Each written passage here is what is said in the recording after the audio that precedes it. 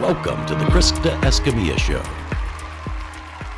Well, hello, everyone. Welcome to the Krista Escamilla Show. I'm so glad that you're spending some time with us today. And as we continue National Women's Month, I can't say what an honor it is to have the current mayor of Midland and the first woman mayor of Midland, Lori Blong, with us today. Thanks so much for being with us, Lori. Thanks so much for having me. I'm really excited to be here with you and excited about our conversation Good, today. I am too. I can't wait to hear your story. And I know you're a lifelong Midlander. I just can't wait to hear all the things you love about Midland. So many things. So we'll jump into that. First, I want to thank all our sponsors. First, thank you so much to our sponsors, Rig ID Workwear, Midland Cap Company, and joincapclub.com. We thank you for doing that. And we also want to thank all of our viewers for all the kind reviews you've left on Apple and Google and on YouTube. Please keep those coming in. We like them. Kind of makes us smile here. And we just want you to please pass this on to someone that you feel may need a little inspiration, may just benefit from the words that we hear from our amazing guests, because that's what it's all about, is spending time together, learning and growing and being the best that we can be and live our best lives. So thanks again for being with us.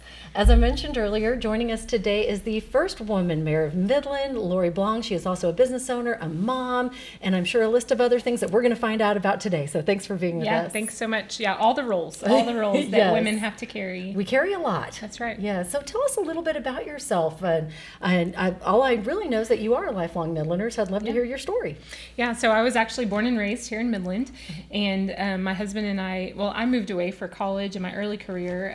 I went to school at Hardin-Simmons in Abilene, and then right after college, we got married super young and moved to El Paso, and I was a teacher at El Paso Coronado for 5 years. Okay, so you studied education in college? No, actually, Okay. I have a child and developmental psychology degree. Oh, great. So, and really more developmental psychology throughout all the ages. And so that was what really my cool. undergrad was. And then was enrolled at Southwestern Seminary when I met Jared, and then decided I'd rather be married than go to seminary. And so we moved out to El Paso, and I got postgraduate teacher certification at that point, and so taught for 5 years high school social studies. Awesome. So, I always say God has a better plan than what we have That's exactly planned for right. ourselves, That's right? exactly right. And what an amazing degree to have, like, as a parent. I'm just thinking, Yes. wow, I wish I had a psychology degree so many Yes. times throughout the journey of parenting. Yeah, it's not very helpful when you're trying to figure out what you want to do for a career. A psychology degree, unless you're going to go get a master's and a doctorate, it really doesn't take you very far. But it's served me well in my life in all of the different things that I've done. So That's great. it's been a huge benefit. So then y'all came back to Midland. Yeah, we moved back in 2011. So we were in El Paso for several years, Brownwood for several years, and then moved back here in 2011. And I was staying home with babies at that point, and my husband was working for a drilling contractor. He was their risk manager and did a lot of their finances and corporate finance, basically.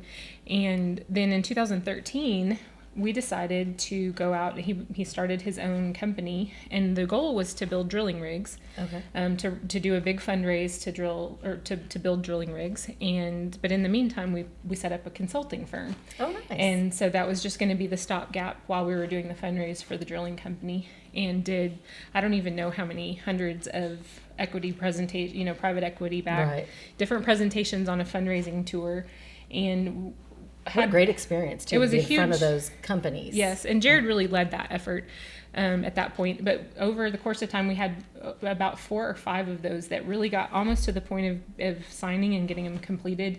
And then for different reasons, the deals would fall apart. And then Black Friday of 2014, when the bottom fell out of commodity prices, we looked up, and the thing that we thought was this huge loss that we'd not been able to fundraise for these things ended up being a huge blessing, because we didn't owe anybody any money, and we had It's a true. successful consulting firm, but we had no debt on drilling rigs that would have been stacked in the yard somewhere. And so we said, thank you, Lord, Right. that we don't have this. Thanks and for that God wink. Yeah, you cared for us in that. Yeah. And so we decided to just press ahead with the consulting firm. It was doing well, and it's the thing that really carried us through for the last 10 years. Yeah, So, that's fantastic. Yeah. It's amazing as a business owner how many times you have to pivot. Yes. And we were just talking off camera about 2020. Yeah. Who remembers 2020? Yeah. We all do. But the amount of pivoting that Right. takes place, and that, what was it that, got you through those times? Because, when you think you're going down one road once again, and then it kind of changes a little bit, what is it that carries you through? I think for us, especially for Jared, he's so driven, and he has such a vision for where we're headed and what we're doing.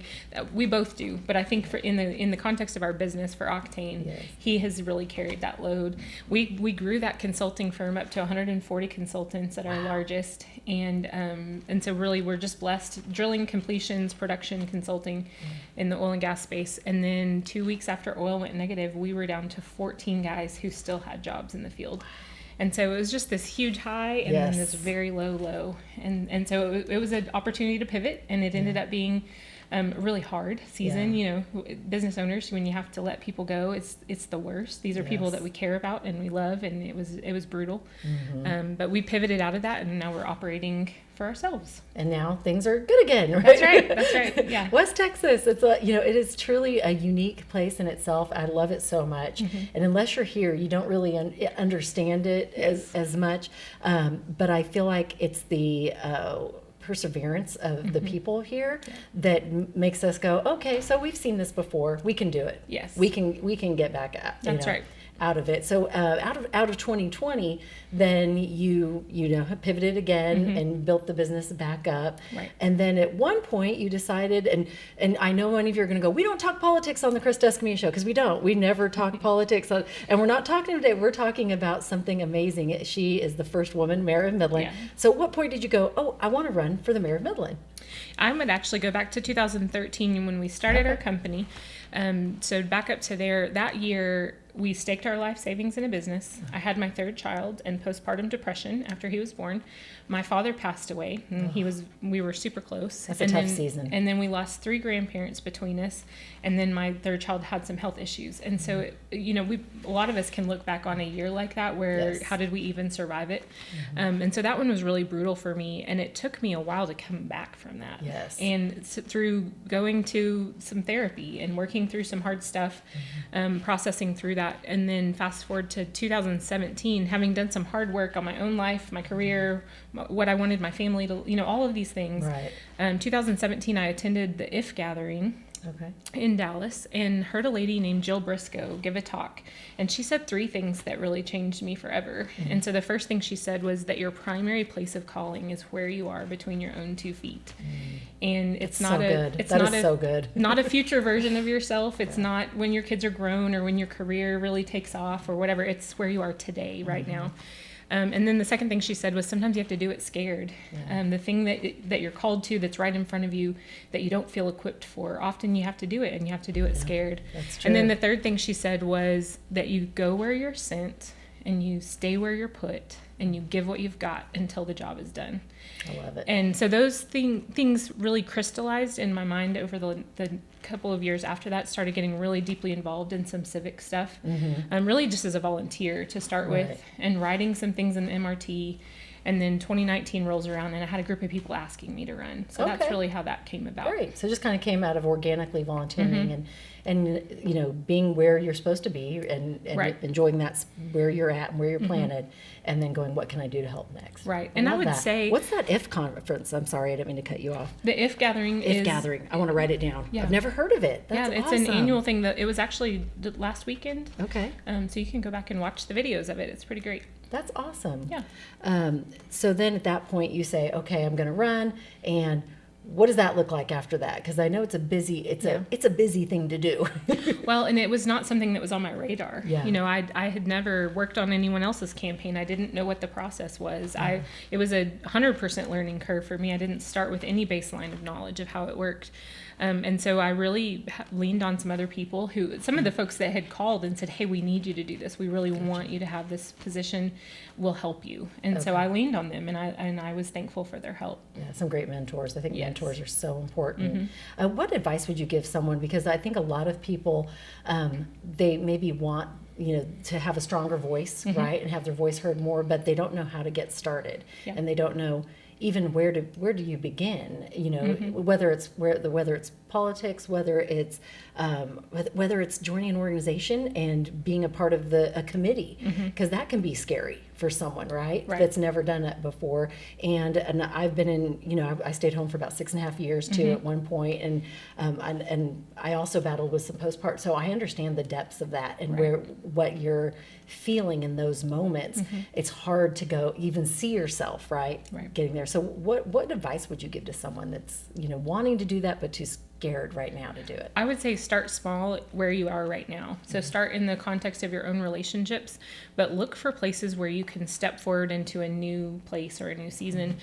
So I started actually in women's Bible studies, in my own church with people I already had relationships with, and people who had kids similar ages to my kids.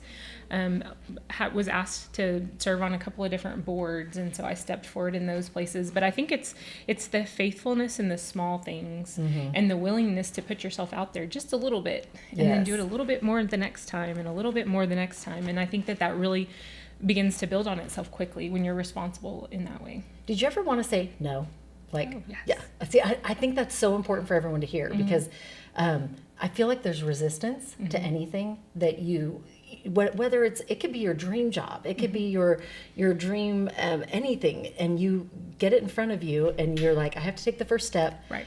but I don't think I want to, right? Yeah. That's normal. Yeah. How did you take the first step? I would actually point, the time that I did this the most was after 2020, when we got down to 14 guys. We ended up having to sell our book of business to a competitor. My husband pivoted out and he took on a leadership role in a different organization, and we decided I was going to hire a reservoir engineer and give myself a certain amount of money and a certain number of months to see if we could identify an asset for me to purchase for us to operate. Okay. And I was like, I'm not qualified for this. I don't know how to do this. I don't know. Every single day I don't know what I'm doing. And I didn't really want to do it, but it was a thing that Jared and I decided I would try. And we were successful. Yes.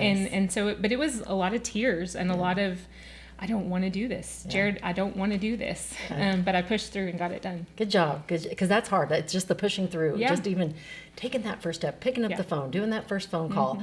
But, I feel like if something is placed in your heart, you should do, it's there for a reason. Right. So good job doing it. Thank you. That's Thank awesome. Let's talk first quote of the day, because then I'm going to ask you your favorite quote, because it is 10 after, and these are just a fun little thing that we do, because I love quotes, and I just love them and post them every day. Focused. Oh, we got the focus card. Yeah. Nice.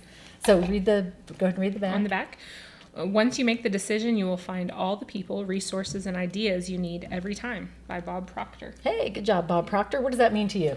I think once you've committed to it, then you're gonna find those resources, but you're gonna have to go out and seek for those resources. And I think that we think if we have a vision or a dream for something, that it should come easy. Yes. And that's not the case. Yeah. In my experience, I think that it requires hard work and perseverance, and you got to go out and find those things for If sure. it was easy, everybody'd be doing it. That's right? very true. That's very true. That's awesome. Do you have a favorite quote that you live by?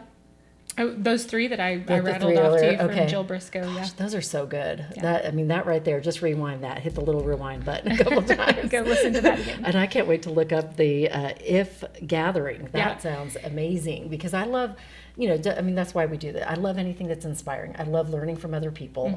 Because I think if you can take one nugget, right, that you learn from a conversation with someone and apply it to your life or help another person out, think of how that just ripples and grows. It's pretty awesome. It is. It's important. Well, good. All right. So now we're going to pivot to this new role. You're the mayor. What's your vision for the next 10 years? Remember, there's no politics, but I just want to know I just want to know what is your vision for Midland, because it's a community that we all love so much and want the best for. I think my biggest vision, the overarching perspective that I want to see change in Midland, that I really want to see move forward, is that we would change the way we talk about ourselves. I think Midland, sometimes we can get down on ourselves and we can see this as the place where we're working and we're earning money, but we go and play somewhere else. We want, we're going to make the money here and spend the money in Granbury or LBJ or the mountains. And I believe Midland is worth our investment. It is worth putting down roots here and committing to this community to make this where we want to live, work, and play. But I think that that's going to take people like you and the work that you guys are doing here, but a lot of people in our community to say this place is worth it. It is. To reinvest in. So for quality of life issues, for long-term infrastructure, for water, in West Texas, he who has the water makes the rules. It's just true. We need to make sure that we're planning well for those things in the future. I love that you say that, because I love West Texas, and I'm from originally from California 25 years ago. And yes, please drink the water. We are so casual here, so you go ahead and I'm going to talk. Okay. But I love West Texas so much, and whenever I've heard people, say, "Oh, West Texas," or "Oh, can't wait to move," right? I always think, you know what? This is the best place to raise a family. I have loved nothing more than raising Al, and I just have had the best experience raising our children here with the most supportive people.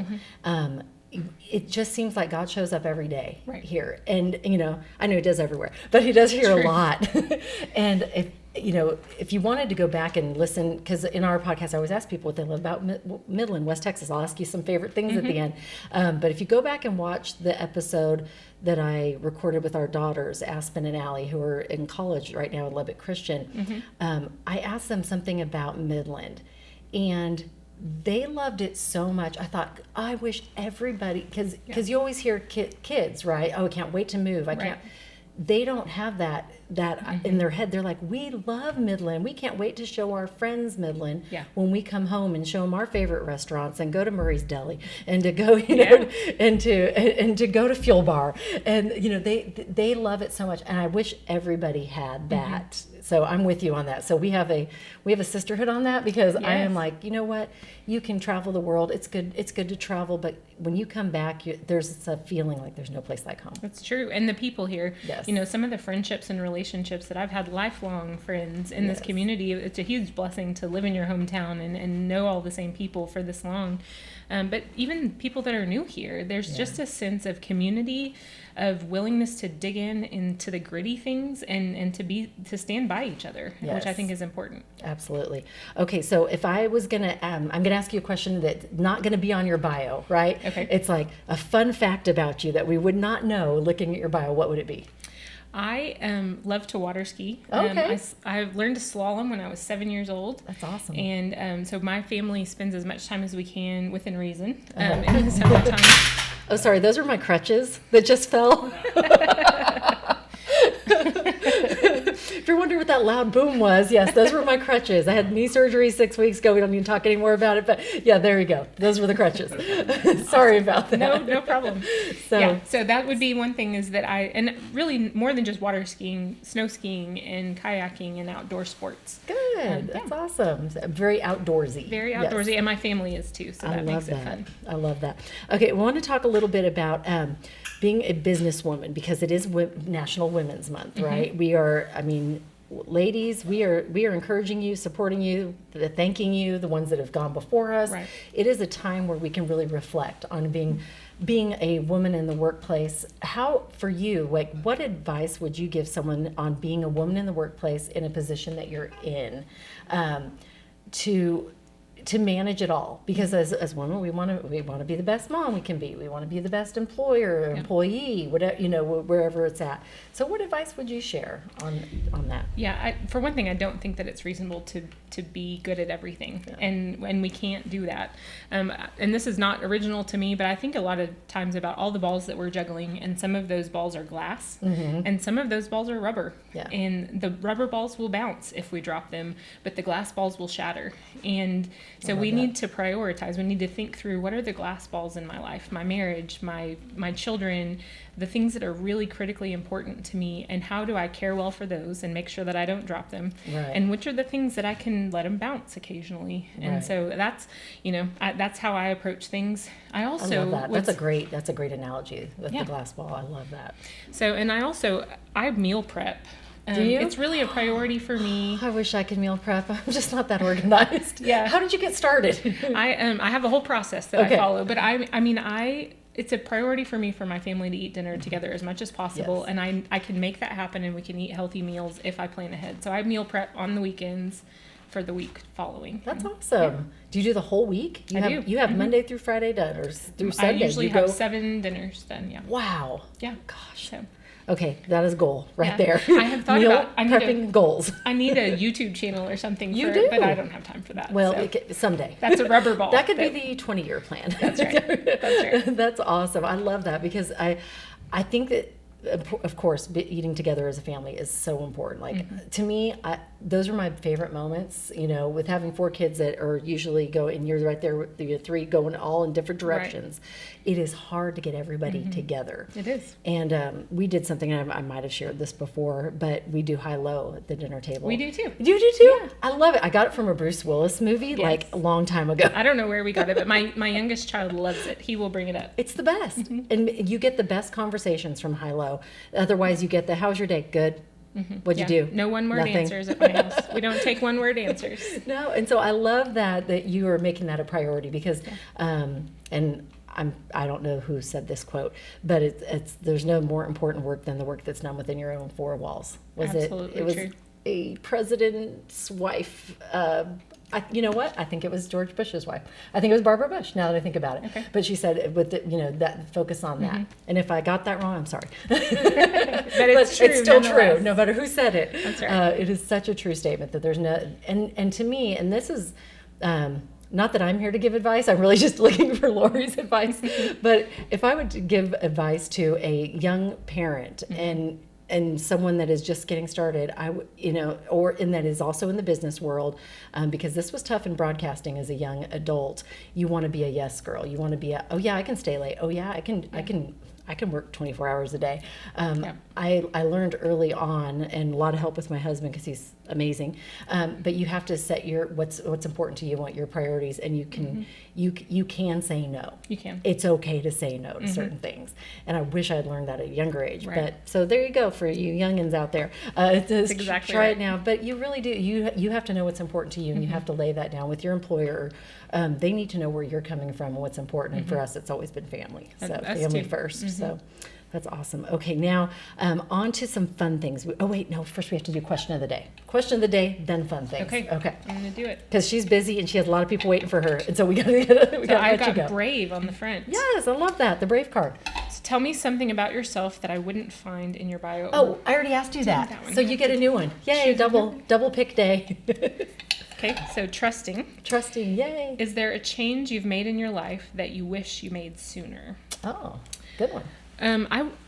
Counseling, going to counseling when you need to talk to someone is a thing that I didn't want to do and I thought was weak for a long time. Right. And I have a psychology degree, so I should know better. But that's okay. But I think it was a thing that it didn't change any of my circumstances. It wasn't miraculous in any particular way, but it forced me to sit down and think through things and talk through things that I really needed to. And so I wish that I had done it sooner. I think it was a huge benefit for me. That is great advice. And also for moms, and I hope it's okay we talk about this real quick, but the postpartum, I think with postpartum, it is so important. If it hadn't been for one friend telling me 10 years before that she went through it, and we never even talked about it at those 10 years, but then when I was going through it, I knew to reach out, that it was okay to reach out to her because she had mentioned it to me. I thought I wouldn't have been able to heal through it as fast without having that person. So it's important to talk to someone and then get the help that you need. That's exactly right. So important, no matter what it is. I mean, I feel like healing is something everyone needs to. Everybody goes through stuff, right? You're lying if you haven't been through something. That's absolutely correct. And I think that the ability to process through it ultimately gives you greater ability to lead in the future because you've dealt with some things so that you're freed up to do some other stuff. Absolutely. So. And then you can be a helping hand to someone in the future. Right. So. And thank the Lord that it's not so taboo. I feel like when I agree. My oldest is 16 now, and when she was first born, it was like you didn't talk about that. Yeah. You managed it quietly That's behind true. closed doors.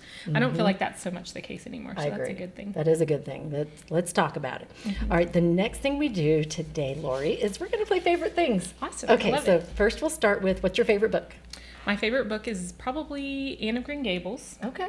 Or The Hiding Place by Corrie ten Boom. Oh, Those are my great. two I favorites. haven't read the second one. I'll have to I read it once a year. Really? It's Okay. about a lady who grew up. Write it down. What was it again?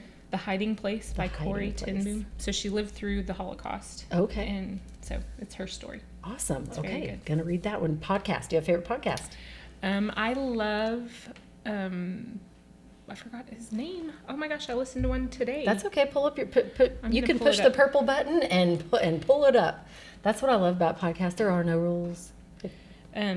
The Russell Moore Show is what it's called. So it's a Christianity Today podcast done by Russell Moore, and he does a great job. And he brings in some controversial, like some people that are dissenting viewpoints. He does one that tell me where I'm wrong, and he will bring in somebody with a counter viewpoint to his viewpoint. And I love that. So it's interesting. That brings up a great question, because in life you're not going to meet not everyone's going to agree with you, right? And so I love that he does that on his podcast. How is that important to you, to be able to see both sides? Because I think I always want to see both sides of a story, or see, as a journalist, I want to make sure I'm seeing both sides. And I want to display it all, right? And so why is that important to you? I think especially in the political realm, but even for all of us as individuals, we get in these little silos where we're only around people that think similarly to us. Algorithms online tell us what we want to hear, and I think it's important for us to intentionally put ourselves in situations where we're hearing a counter viewpoint, so that we can more fully, in my case, most of the time, it helps me ground myself in why I believe what I believe, right? And how I can defend that graciously, but also how I can respect a viewpoint that I don't share, right, and have a relationship with someone like that. Because I think that's important. Otherwise, I think that solves all the fighting in the world, is if you can just agree that we're not going to agree on this, but listen and hear what they have to say. Right. But do you ever listen to Ryan Holiday of the Daily Stoic? I've listened to that a little bit. Yeah. He's so good about, you don't have to always have an opinion or go into the fight. It's true. It's like you can just go, oh, okay, that's that's great. Thanks for sharing. Now we know and that's okay. Yeah. And so I love that. I think that's important though, and I love that he puts the both sides on there, because you don't always get that. All right, favorite movie.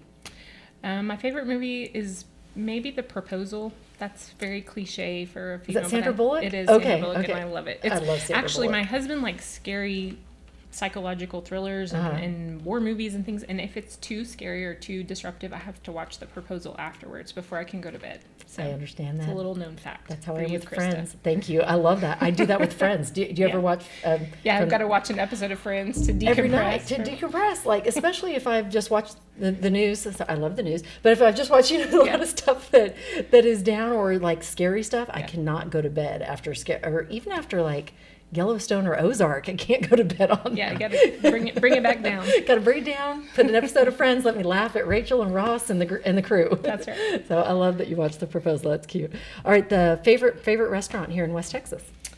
I love a Luigi's antipasta salad. Yeah. But I also love Murray's. My family grew up eating at Murray's all the time. We love multiple Murray's. Days a week. Huge, in really. A lot of cases, it's kind of a problem. See, that's normal, sweetie. Multiple times out of the week. That is like a must stop when our kids come back from college. It's gotta go there. Gotta go Fuel Bar, Rosa's, Dos Compadres. Yes, gotta make the rounds. Make the rounds. All right, favorite memory of Midland. There's lots of memories. I know, that's a Midland. tough one. So I'm tattling on myself here. That's okay. Tattle away.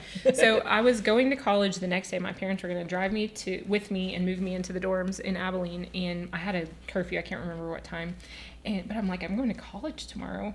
What are they going to do? Right. And so we stayed out almost all night, and it was downtown in Centennial Park, and all of that was, and so we played and hung out with all these friends from high school, and then we all went to college the next day. That's fun. Got in a lot of trouble. My mom was not happy. So we're not encouraging this. I'm not endorsing that. But what a memory. But it was a great night. It was so fun. And we weren't misbehaving. We were just hanging out one last time before college. That's fun. I love that.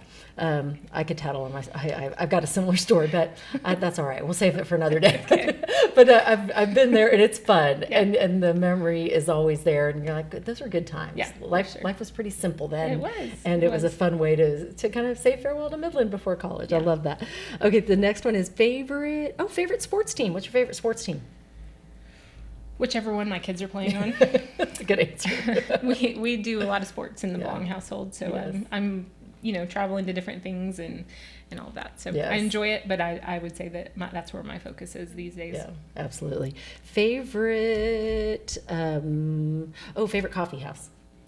Ooh, Are you a coffee drinker? I am absolutely a coffee drinker. Okay. Probably Far West coffee. My favorite coffee Yeah. is when my husband makes it at my house, because he's really good at it, and he makes me one most mornings. Yes. I'm very spoiled. He takes such good care of me. That's awesome. I'm right there with you. Mine does too. Yeah. I love Starbucks. I love Far West coffee. I love, what's the one by the hospital? Been there a couple of times. Oh, Higher Ground. Higher I love Ground. that one Thank too. you. Love those too. But I'm with you. I drink the one that Al makes me, and Yeah. it's the best. It is. And That's- it's a little cheaper. absolutely But true. it is good. But if I'm traveling, then I'm always like supportive of the local, whatever the local coffee houses are, or Starbucks. But Yeah. good. Glad to hear you're a fellow coffee drinker. Absolutely. In conclusion, I know because we're running out of time and you are busy, because I see her phone is going off. She's the mayor. She's busy. She's got places to be. So we're going to let her go. But in conclusion, we have two things that we ask at the end. The first one is we're going to give a donation to a local nonprofit on behalf of our show. Which nonprofit would you like to shout out and for us to give our donation to? Well, I'd love for you to support Habitat for Humanity. Okay. My dad was on the board years ago, and now I've been on the board for several years. I think they do great work for our community and help to provide a hand up, not a hand out, for families in need. And so I love them. I think they do great work. Great. Then that's where we'll send those donation dollars. And is there anything coming into today's podcast that you're like, oh, I really hope that we get to talk about it, or we get to, they get to learn this about me that maybe I haven't asked you that question yet or anything? The only thing that I would say that's really important to me that we haven't really touched on too much is just my faith in God, and I really believe that the hope of the future in our world is in Jesus, and not in politics, not in any of these other institutions that we sometimes trust in. I think that Jesus is the hope of the world. And so I want that to be known, and I want that to, that's my stance. I'm glad you shared that, because that's so important. Is that really what got you through like those tough times through the years? And I think so. Because I know if without faith, it's like it just makes the tough times even harder, right? And so I think that faith in Jesus, but also in the church. I believe there's so much dysfunction in the church too, but when it's functioning well, it's caring well for the needs of people around us, and building relationships with people who are different than us, and allowing us to listen and to engage in ways that are really helpful to the community around us. Yes. Awesome. One final question, because I just thought of it and I wrote it down and I didn't ask it, but what do you want your legend to be as the mayor of Midland, the first woman mayor of Midland? I just can't say that enough, because that is just fantastic, and I think it's so great for little girls, and just for them to see that they can do this too. Like, I love that our daughters can see you can be the mayor, you can be the senator, you can be the president, whatever it is you want to be. You can be the president of your company, of your PTA, whatever it is. You can do it. What do you want your legend to be? I think a lot of times we see strong women as bossy or as too strong, and those same qualities in a man are seen as leadership, and that's a difficult thing as a strong female to push forward. But I believe that that's where we need to be. Those of us who have that gifting, you have the same strong leadership skills. And so knowing where those leadership skills are, but to do it graciously, to be a strong, collaborative, gracious voice in our community, advocating for people who don't necessarily have a seat at the table, who don't have the ability to speak up for themselves, to be that strong voice, to advocate graciously and collaboratively for them. That's good. Fantastic. Well, thank you for sharing this time today. It's been so a much. pleasure to visit with you, get to know you better. Of course, I know that communication is important to you. How can people reach out to you as the mayor if they have any questions, or if they just want to chat with you too? Yeah, absolutely. So I actually have a mailing list that I send out emails to. So you can go on to my social media and you can subscribe to my mailing list on Instagram or on Facebook, and then also follow me in those areas. But then you can also send me an email at lblong@midlandtexas.gov. Okay, and I know it's still kind of new to the job, but any future aspirations for some bigger places in politics later on down the road? I would say I am covered up with the needs of Midland right now, and really excited about the opportunity that I have to serve here. Awesome. Well, we appreciate you doing it, because I don't know if you know about this. It's not a big paid job, right? You do this because you love to do it. That's right. $75 a month. I knew it was something like, I was like 74 or 76, $75. So when you do this, you do it because truly you have a heart for Midland. And I love that you're able to do that in this capacity, being a lifelong Midlander and your heart for the community. So thank you for doing that at this time today. Yeah. And we want to thank all of you for joining us. Of course, thank our sponsors, Rig ID Workwear, Midland Cap Company, and joincapclub.com. If you would like to join us and be a sponsor, just give us a call. We would love to have you on board. And of course, we want you to always remember our mottos here, which are dream big, believe, and never give up. Thanks so much for joining us. We really appreciate your time. You make it a great day. Thanks so much.